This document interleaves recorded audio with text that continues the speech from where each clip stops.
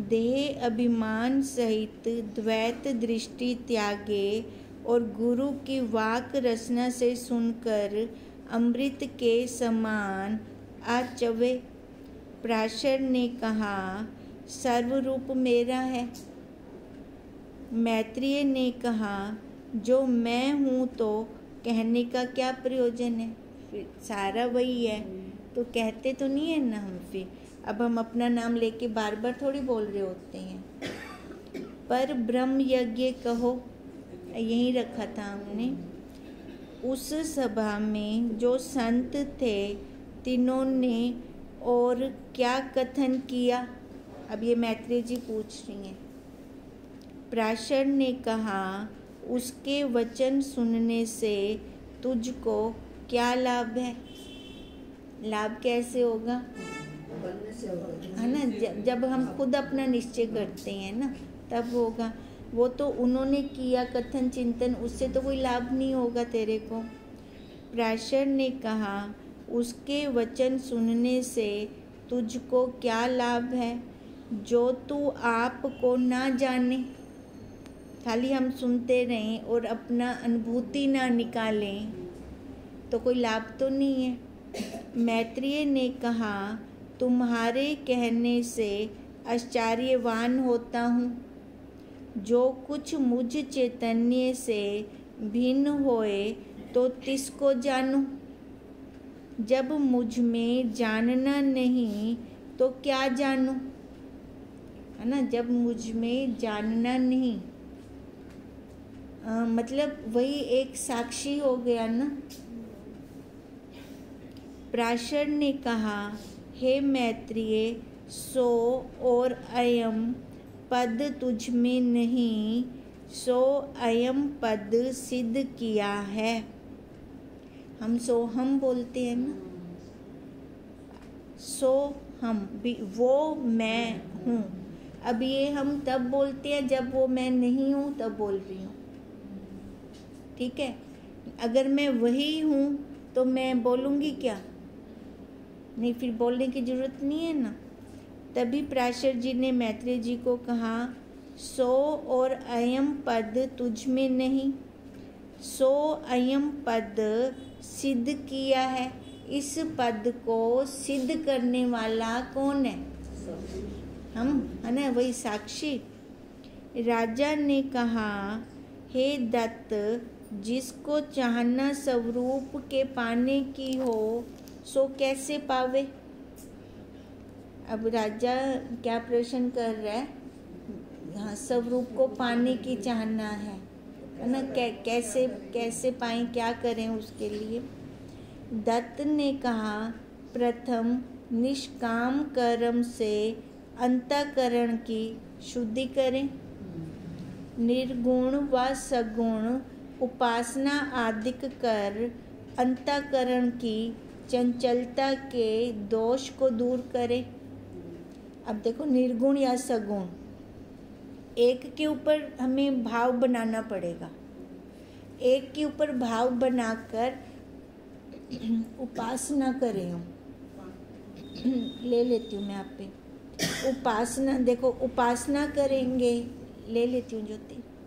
तो अंतःकरण की एकाग्रता, उपासना मतलब एकाग्रता। एकाग्रता करेंगे तो एकाग्रता से क्या होता है, जो इंद्रियों की चंचलता होती है वो दोष खत्म होता है। वैराग्य आदि साधनों सहित शास्त्र ओतक रीति से गुरु की शरणागत होवें।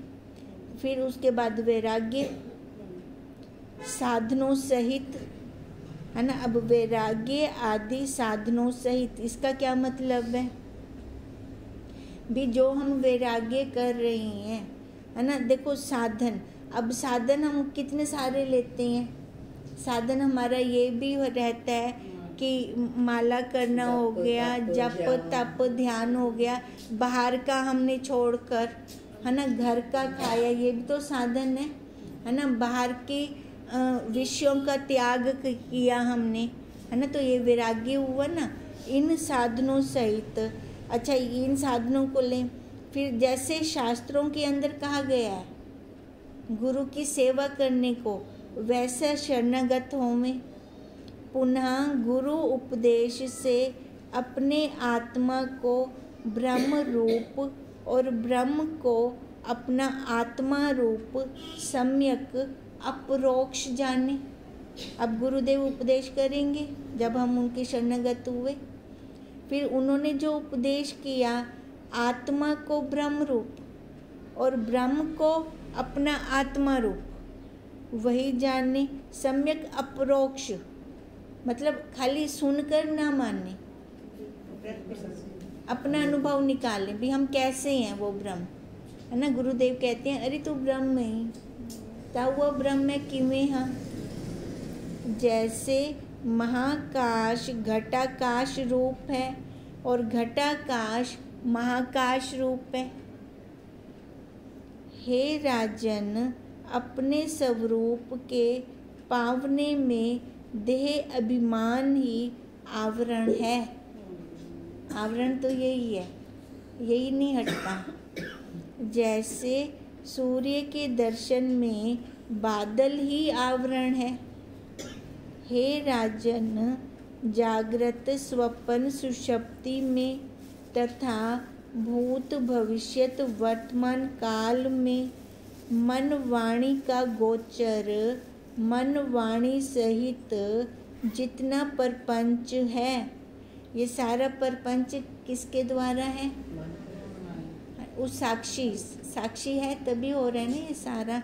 सो सर्व मुझ साक्षी चैतन्य की दृश्य अनित्य है ना। मुझ साक्षी चैतन्य, मैं वही चैतन्य हूँ, तभी तो चाहे वो ज्ञान है चाहे अज्ञान है, उसकी सत्ता से है। और ये सारा दृश्य प्रपंच है, जितना भी है ये सारा दृश्य प्रपंच है। प्रपंच कैसा होता है? आने जाने वाला ना, अनित्य। तू तिस सर्व जड़ दृश्य के न्यून अधिक भाव को प्रकाश करने वाला है। हम बताते हैं, हमारे से इस जड़ की सिद्धि होती है। तुझको कोई जानने वाला नहीं, तू सर्व को जानता है। इसी से तू चैतन्य सब प्रकाश रूप है।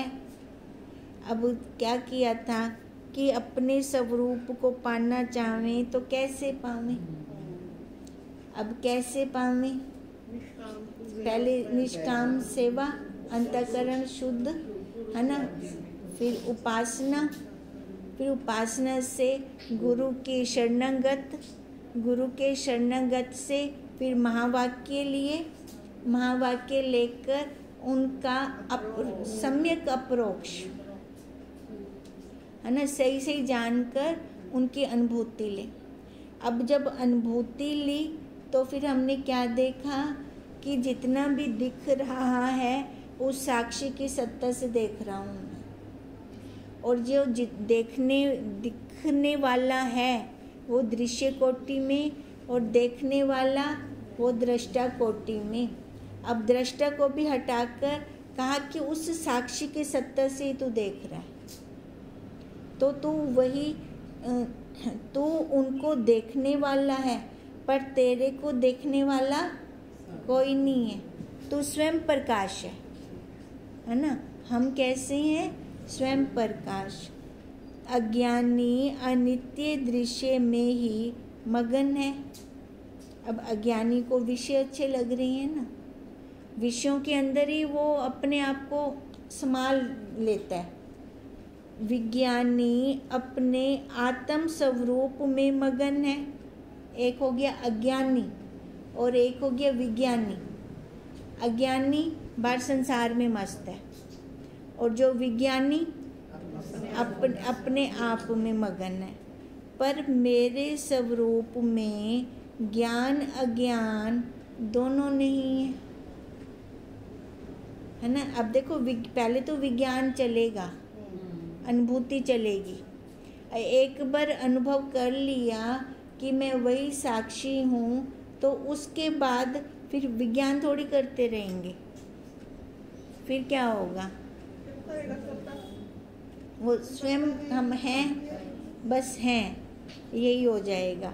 फिर तभी कहा पर मेरे स्वरूप में ज्ञान और अज्ञान दोनों नहीं।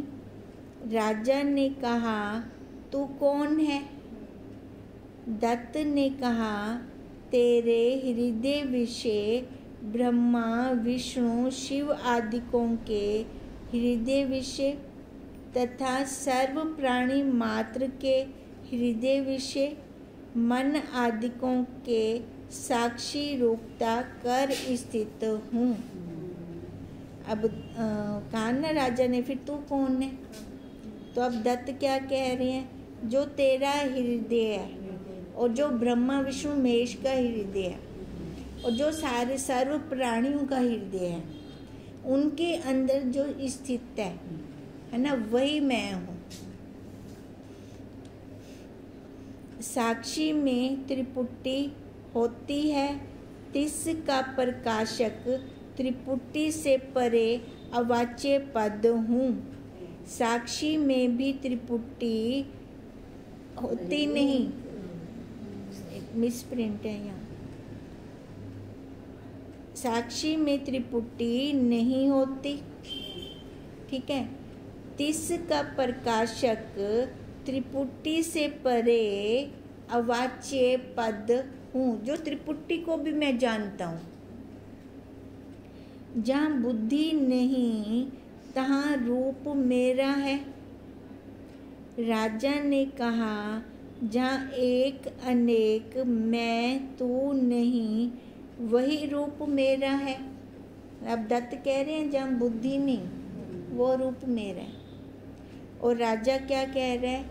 जहाँ एक अनेक मैं तू नहीं, वही रूप मेरा है। दत्त ने कहा आप अहंकार को त्याग कर जो अवशेष रहे। देखो, जब हम आपा अहंकार का त्याग देते हैं तो फिर जो शेष बचता है वही विशेष होता है। अब दत्त भी यही कह रहे हैं, आप अहंकार को त्याग कर जो अविशेष रहे सो आत्मा का स्वरूप है। जब जो बचेगा ना विशेष, वही अपनी आत्मा का स्वरूप होगा। राजा ने कहा जिसमें शेष अवशेष हैं दोनों नहीं, उसके अंदर शेष अवशेष तो नहीं, मैं दोनों नहीं। जिसमें दोनों नहीं वही विशेष है। कपिल ने कहा यह भी अहंकार है। बोला ना, हाँ फिर आएगा, तभी वो कह रहे हैं। कपिल ने कहा यह भी अहंकार है, जो है सोई है। बस बोल कहनी होता है, बोल बनता ही नहीं है वहाँ। राजा ने कहा हे कपिल, तुझे बुद्धि नहीं जो सर्व अविशेष है तो अहंकार कहाँ है ना। अब वो कह रहे हैं भी सारा ही, हाँ बोलना भी वही है। जब सर्व अविशेष है, हाँ, तो फिर जो विशेष है वो कहाँ गया सारा? तो अहम कहाँ है, अहंकार कहाँ है? अहंकार का नाश अवशेष से होता है। देखो, अहंकार का नाश अवशेष यानी जो सब नेति करते करते जो लास्ट में बचा आधार, उससे होता है अहंकार का नाश। कपिल ने कहा जो वचन चिंतन में आता है सोई अवशेष है, नहीं तो अवाच्य पद में शेष अवशेष कहाँ है? जो वचन चिंतन में आता है यानी बोलवाणी में आता है वही अवशेष है, नहीं तो अवाच्य पद में। पूरा है तो अहंकार में भी है। हाँ, अहंकार में देखो, तभी उन्होंने कहा नहीं तो अवाच्य पद में शेष अवशेष कहाँ, तो कुछ बचता ही नहीं है। राजा ने कहा जिसमें वचन मौन दोनों नहीं वही अवशेष है। कपिल तुश्रीम हुए, क्योंकि जिसकर विधि निषेध सिद्ध होते हैं, जिसमें विधि निषेध समाप्त होते हैं, विधि निषेध का और जो अवधिभूत है तिसका नाम अवशेष है ना। जिससे विधि और निषेध दोनों पता चल रही हैं, जिसके कारण दोनों सिद्ध हो रही हैं, कहते हैं वही जो है जिसके कारण सिद्ध हो रही हैं वही अवशेष है। रोमश ने कहा फूर्णा अफूर्णा रूप शेष अवशेष मन का धर्म है। फूर्णा अफूर्णा रूप, आत्मा इन मन के धर्मों से अतीत है।